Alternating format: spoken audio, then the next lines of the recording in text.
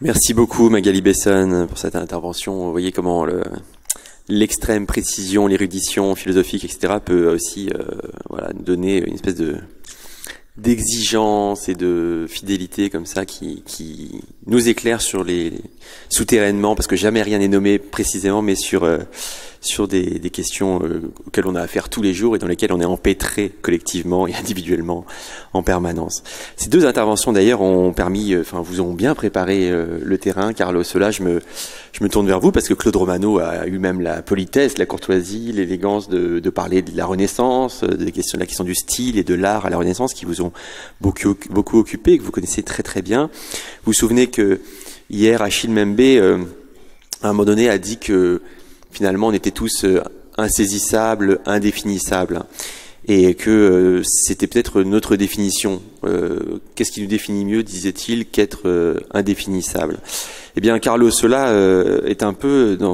rôde un peu dans ces problématiques, parmi ces problématiques-là, notamment sur la question de l'Europe. C'est un grand Européen, un grand esprit, un grand érudit européen. L'Europe comme continent dont justement l'identité est de refuser de voir son identité se refermer sur elle-même, dont l'identité est justement d'être indéfinissable. C'est une chose sur laquelle il a beaucoup réfléchi, avec une érudition extrêmement élégante et sensible, vous allez le voir, dont témoignent ses livres, et notamment un livre qui est parfait, qui est fait quasiment pour ce forum, il s'appelle Fable d'identité. On retrouve la question du récit de soi également, Fable d'identité, pour retrouver l'Europe. C'est paru aux presses universitaires de France. C'est un brillant petit essai qui est issu de votre enseignement au Collège de France, puisque vous êtes là-bas, vous habitez juste à côté, vous avez vraiment la belle vie.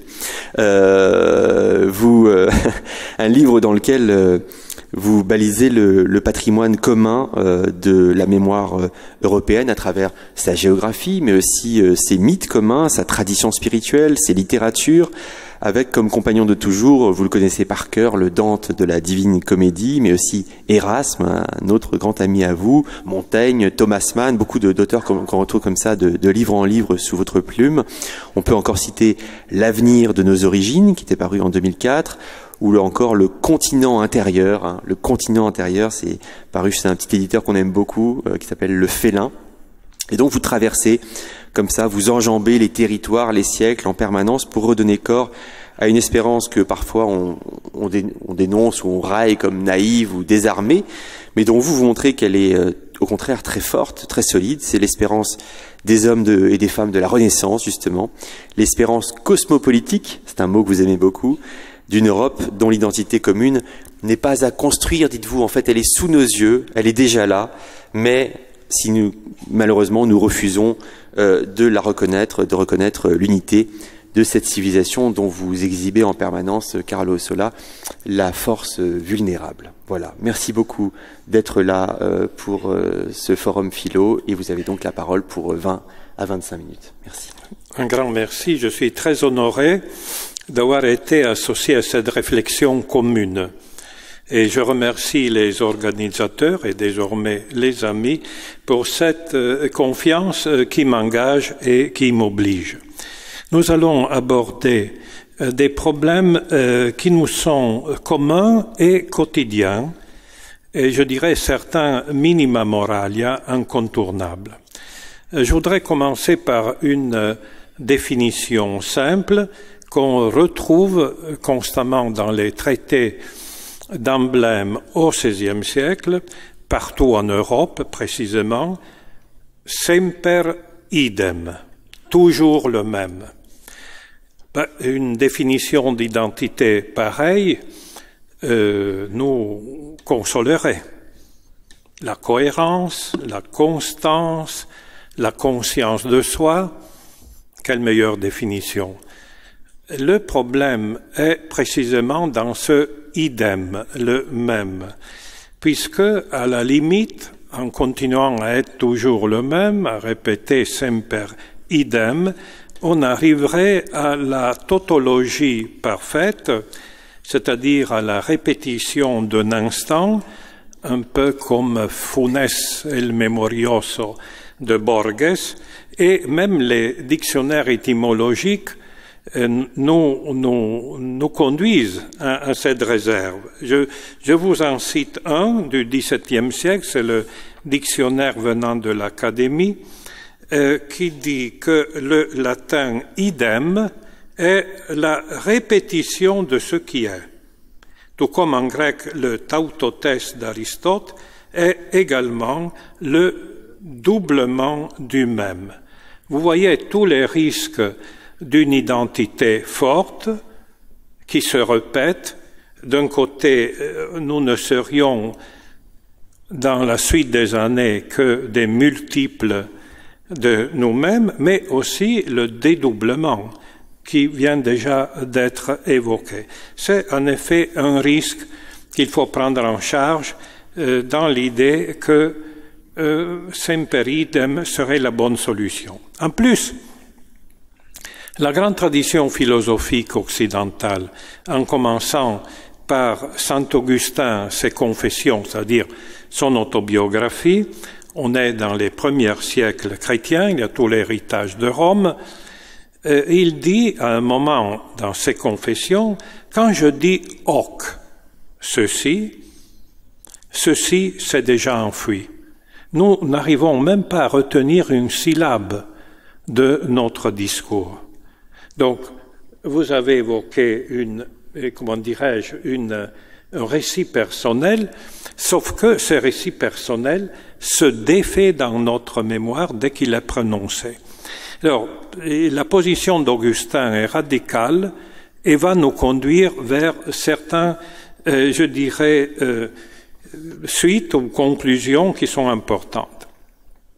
D'autres auteurs ont bien remarqué que même au moment où il y a la naissance du portrait dans la peinture, c'est-à-dire quand on passe de l'image éternelle de l'icône, des mosaïques byzantins, et on arrive au portrait, il faut absolument ajouter, comme Michel Butor l'a très bien évoqué dans Les mots dans la peinture, il faut ajouter anno aetatis suae. Vous avez ici le portrait de tel homme noble, mais à l'âge de 48 ans, à l'âge de 36 ans, à l'âge de 50 ans. Il fallait tout de suite ajouter anno aetatis suae. Venons encore à un autre auteur qui a marqué en tout cas ma génération, par exemple Roland Barthes par Roland Barthes. Vous prenez ce livre magnifique, vous avez dans les premières 50 pages une série de photographies dans lesquelles Barthes n'ajoute que des légendes, mais pour dire est-ce que j'étais vraiment ça, le souvenir de cela, mes vacances à Bayonne, le pays d'Urt, etc. Donc là aussi vous avez même l'ensemble des traits identitaires, une photographie, plusieurs photographies de plusieurs années ne suffit pas à définir notre identité.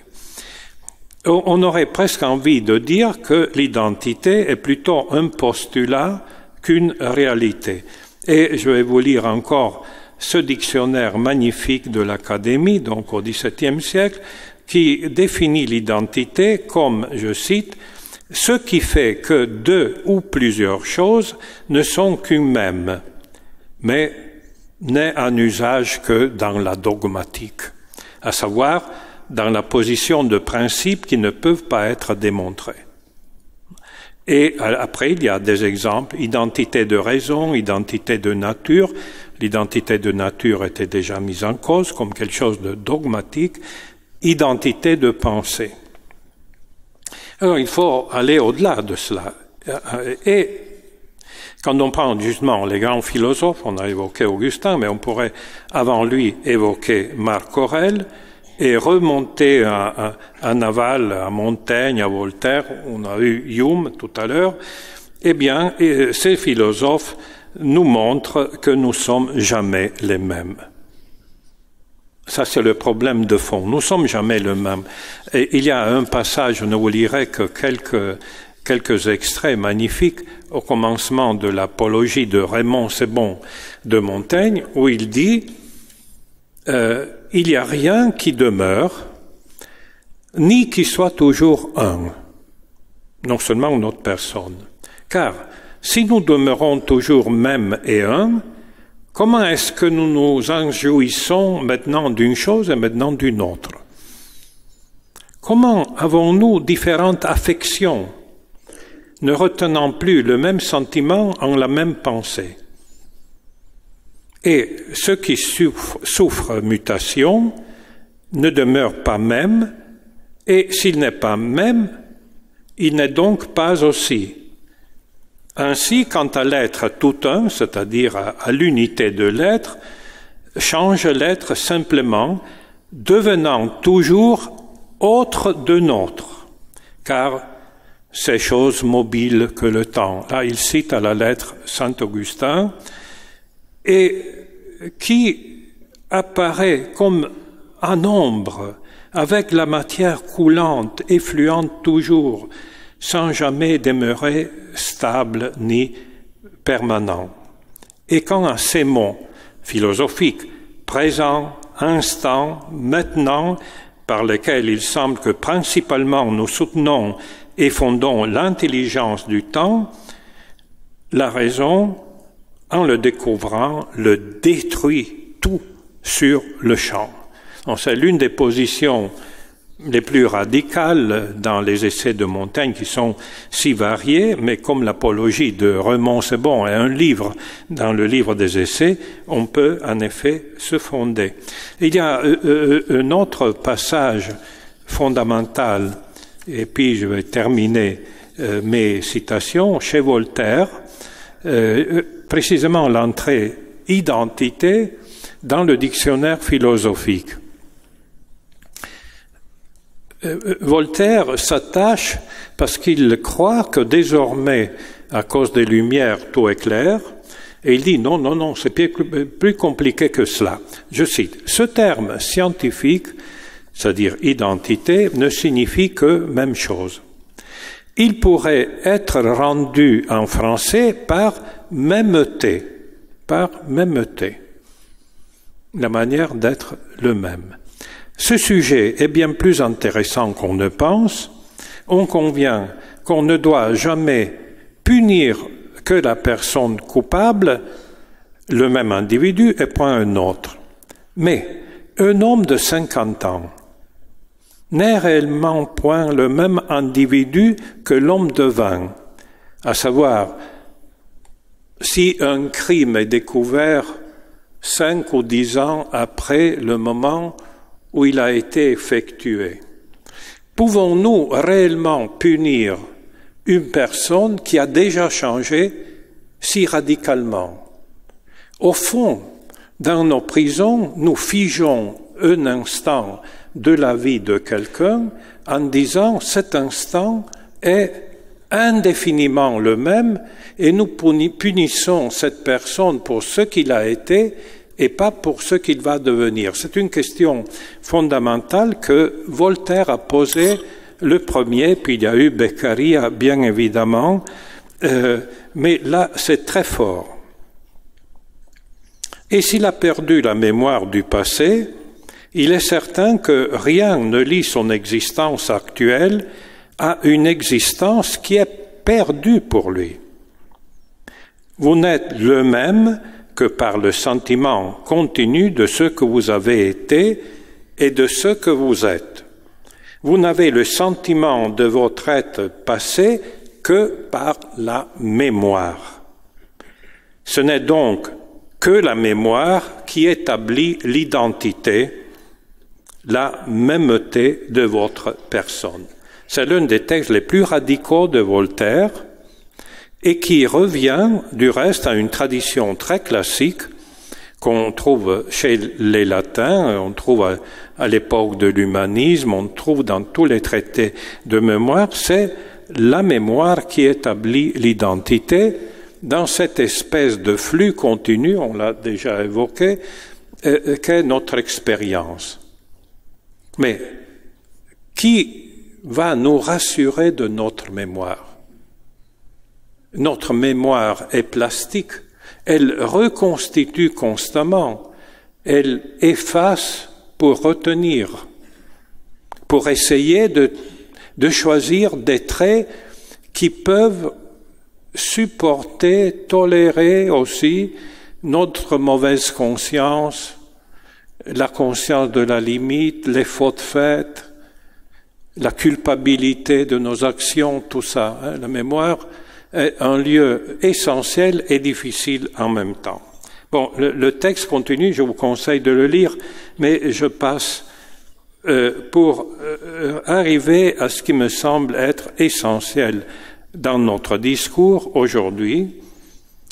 Au fond, nous ne sommes garantis dans notre mêmeté, je prends le terme de Voltaire, que par la mémoire personnelle et par la société.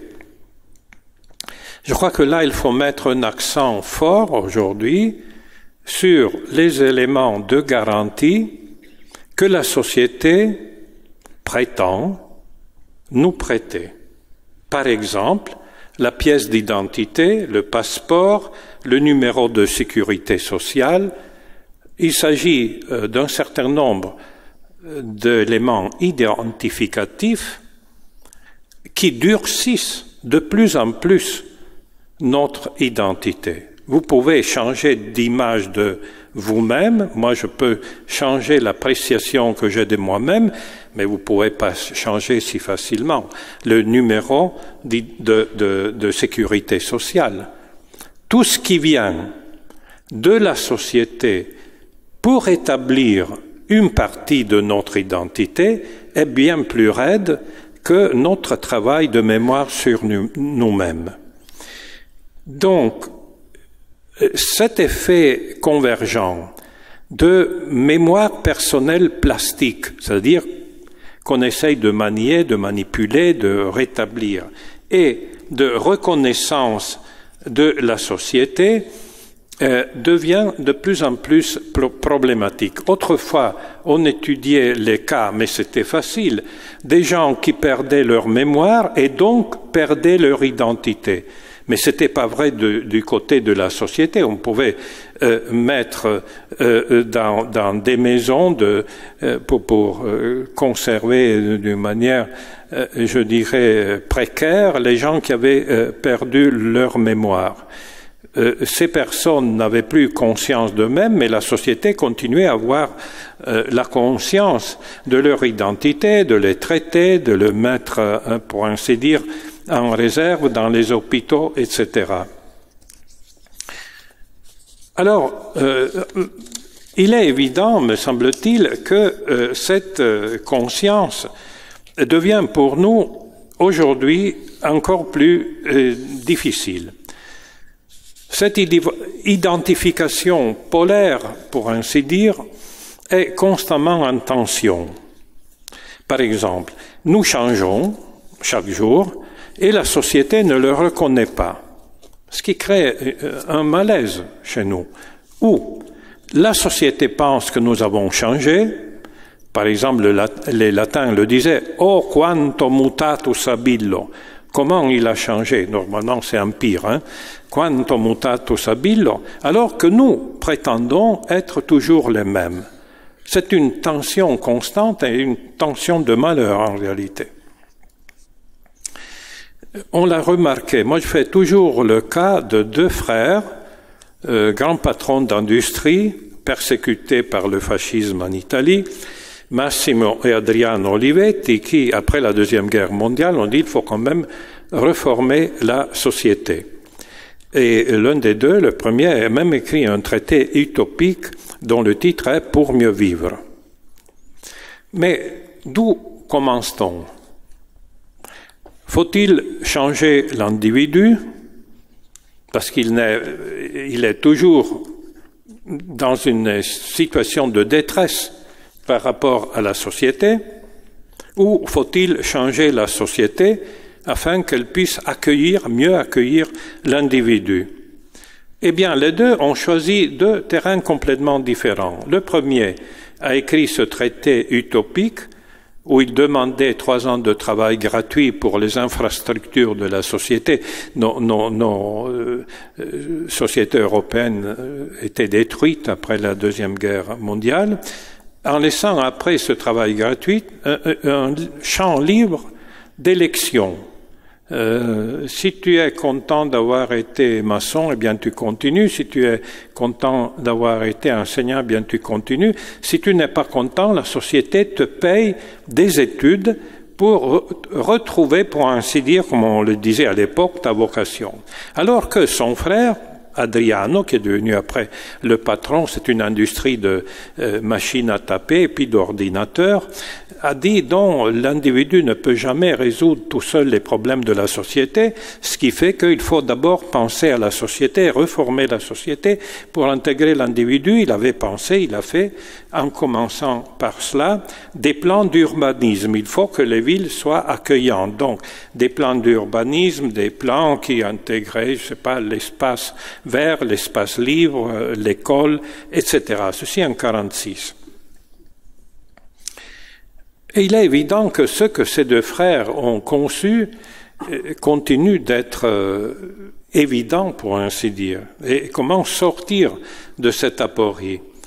Il y a eu des régimes et des sociétés qui ont pensé tout d'abord et essentiellement à la société, et on a complètement écrasé les individus. En revanche, il y a eu et il y a toujours une société d'individus, l'individualisme qui pense que la réussite du moi soit l'essentiel pour une société. Puis on constate qu'il y a certes une réussite de quelques mois et la grande perte de la plupart des mois qui sont mis à l'écart dans des situations de pauvreté et d'inégalité. Je viens donc à mes conclusions. C'était presque une position de thèse, mais en 20 minutes, c'est ça. Je crois honnêtement qu'il est vain d'imaginer que l'on fortifie l'identité en choisissant les traits pertinents, c'est-à-dire les traits qui collent très bien à l'image que j'ai de moi-même, en supposant que je sois capable de distinguer ce que la société projette sur moi-même et ce que je crois d'être. Ça, c'est encore un autre argument extrêmement difficile. Très souvent, on croit être une chose et on n'est que la projection de ce que la société envoie sur nous-mêmes. Quels seraient les traits pertinents d'un être qui varie constamment? Nous venons de le voir. Nous n'avons même pas la possibilité de faire recours, de faire revenir en arrière ce mot « hoc », ceci, que nous venons de prononcer. Évidemment, aujourd'hui, il y a une manière simple pour choisir les traits pertinents, on vient de l'évoquer. On nous sollicite à éliminer l'impertinent, l'étranger, ceux qui ne relèvent pas, en termes grecs, de l'idiotesse, c'est-à-dire de celui qui est du même pays. Mais le grec même nous a montré dans son évolution que idiotesse, c'est aussi idiot.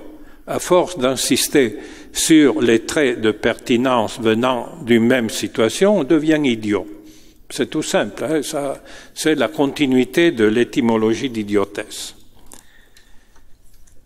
Et même si on était à l'aise dans ce choix de traits pertinents, on verrait tout de suite, comme dans le cas de Tautotès d'Aristote, donc l'éthique d'Aristote, que ce type d'exercice ne fait qu'augmenter la pauvreté et la solitude de la quête identitaire. On ne le souligne jamais, on croit qu'on fortifie. En réalité, on augmente la pauvreté de la quête. On va toujours choisir le même et tôt ou tard, on sera saturé, mélancolique. On verra tout de suite que cela est insuffisant. Et voilà mes conclusions. Il serait, à mon sens, plus raisonnable de conclure avec, là je cite vraiment un vieux grand monsieur, avec saint Thomas d'Aquin dans la Summa Theologica 2.2, à l'article de la paix, que le seul chemin viable est, je le cite d'abord en latin, parce que après retrouver une traduction vulgaire, digne, n'est pas facile, il dit l'identitas electionis, c'est-à-dire l'identité qui se fait par élection et non pas par choix des traits pertinents. Qu'est-ce que c'est qu'une identité qui vient de l'élection? Là, il cite encore une fois Aristote et Cicéron, plusieurs fois, de l'amitié et des offices. Alors, c'est une identité qui se cherche par des choix qui nous réunissent à autrui. Voilà le déplacement de perspective. Identitas electionis n'est pas un choix des traits pertinents à ce que nous supposons être notre mêmeté, ce moi-même qui n'est pas définissable, mais qui nous réunissent mieux à autrui. C'est-à-dire des choix d'élection qui peuvent devenir communs, qui peuvent augmenter la communauté. C'est pour ça que je viens d'écrire précisément donc un livre qui s'appelle « Les vertus communes », qui sont minimes précisément, parce que si on va chercher quelque chose de très héroïque, c'est toujours contre quelqu'un, quelques ennemis.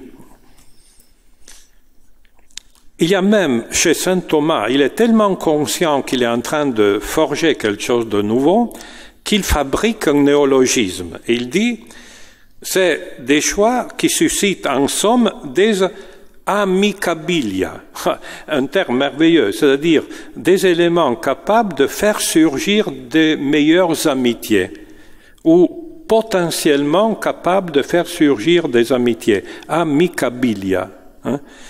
C'est un texte magnifique. Des principes d'amitié, de concorde, de paix. Là, on va tout droit à Kant pour la paix perpétuelle. Alors, la concorde commune, là c'est déjà une espèce de tautologie, il suffirait de dire concorde, c'est-à-dire le même cœur, serait donc le résultat d'un processus qui cherche l'identité comme tout ce qui est en nous et dans la société le plus partageable,